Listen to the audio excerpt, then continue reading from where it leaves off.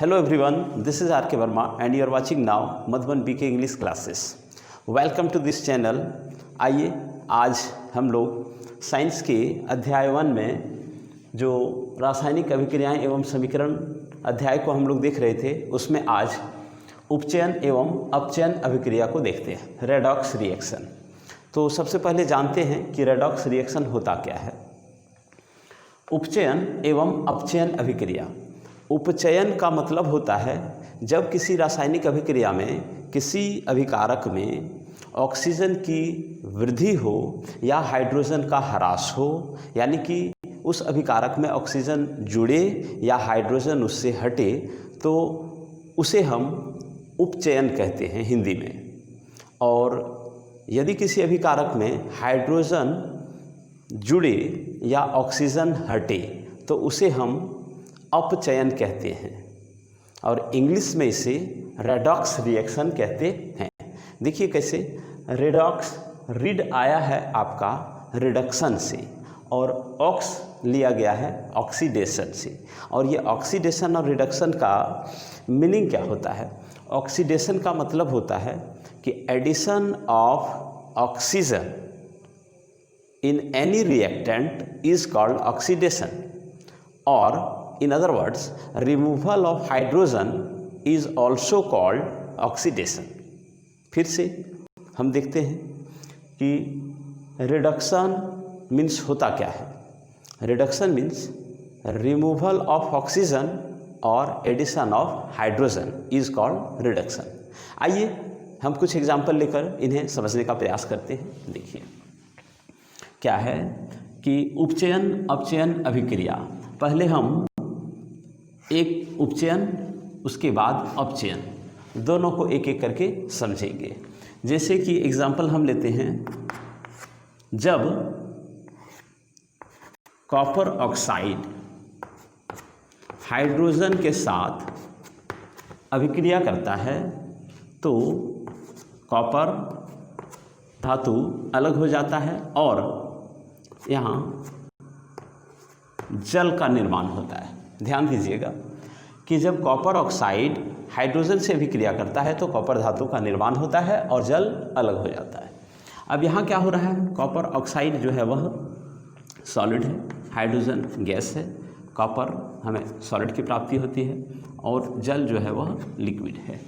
ध्यान दीजिएगा, इसमें उपचयन किसका हो रहा है और अपचयन समझेंगे कि कौन सा पदार्थ हमारा उपचयित हो रहा है और कौन सा पदार्थ अपचयित हो रहा है। ये अभिकारक जो हैं वो दोनों, एक अभिकारक उपचयित होता है और एक अपचयित होता है। इन्हीं चीज़ों को हमें समझना है।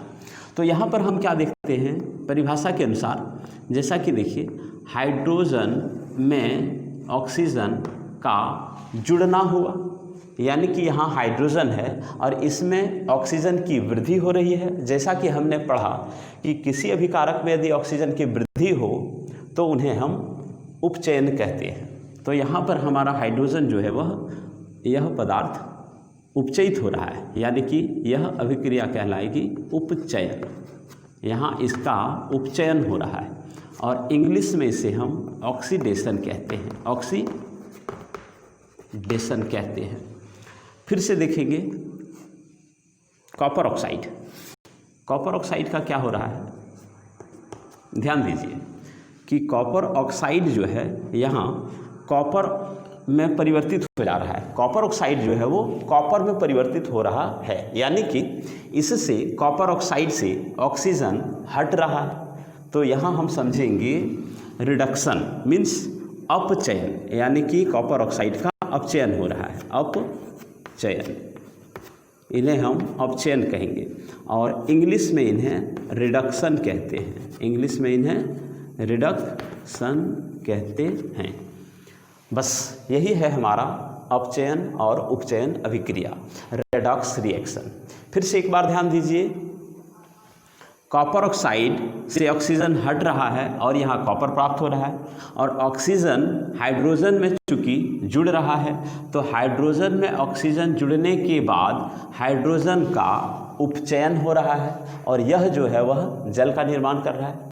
तो हम समझ सकते हैं कि किसी भी रासायनिक अभिक्रिया में जब एक अभिकारक में ऑक्सीजन का जुड़ना होता हो या हाइड्रोजन का हटना होता हो तो उसे उपचयन कहते हैं, और यदि किसी रासायनिक अभिक्रिया में अभिकारक में ऑक्सीजन हटे या हाइड्रोजन जुड़े तो उसे हम अपचयन अभिक्रिया कहते हैं, और इंग्लिश में इन्हें रिडक्शन कहते हैं। रिडक्शन मीन्स रिड्यूस होना, घटना, हटना, वही होता है रिडक्शन। जहाँ ऑक्सीजन हटता है या ऑक्सीजन घटता है किसी अभिकारक से या किसी यौगिक से, लेकिन उसका ठीक विपरीत ऑक्सीडेशन में होता है। ऑक्सीडेशन को आप ऐसे भी याद रख सकते हैं इंग्लिश टर्म में कि oxidation, addition of oxygen is called oxidation, और एडिशन ऑफ ऑक्सीजन भी कह सकते हैं, या फिर हम इसे एक और तरीके से बोल सकते हैं कि एडिशन ऑफ ऑक्सीजन और addition of any electronegative element is called oxidation. और रिडक्शन में क्या होता है? रिडक्शन में होता है ऑक्सीजन का हटना या हाइड्रोजन का जुड़ना, यानी कि एडिशन ऑफ हाइड्रोजन और addition of electropositive element is known as reduction. तो इन्हें हम जैसे चाहे याद रख सकते हैं। आप अच्छे तरीके से इनका अभ्यास कीजिए और अच्छे से देखिए, वीडियो को बार बार रिपीट कीजिए, आपको भी याद हो जाएंगे। चलिए एक और उदाहरण से समझने का प्रयास करते हैं। एक और एग्जाम्पल हम लेते हैं जिंक ऑक्साइड। ध्यान दीजिएगा, जिंक ऑक्साइड। और यह जिंक ऑक्साइड जब कार्बन से अभिक्रिया करता है तो इन्हें हीट करने के पश्चात क्या होता है, ध्यान दीजिएगा, यह जिंक में अलग हो जाता है और हमारा कार्बन, ऑक्सीजन जब हटता है तो कार्बन के साथ वह कार्बन मोनोऑक्साइड का निर्माण करता है।